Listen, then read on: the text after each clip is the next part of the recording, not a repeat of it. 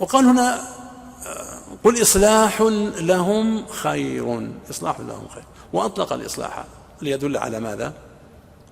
على العموم، أن المنبغي على ولي اليتيم أن يسعى إلى ما فيه إصلاحه، سواء كان ذلك في إصلاح ماله أو في إصلاح حاله، وهو مهم إن لم يكن أهم. والله يعلم المفسد من المصلح، يعلم ما في قلوبكم من قصد الإصلاح أو ما قد يقع في قلوب البعض من ماذا؟ من الإفساد.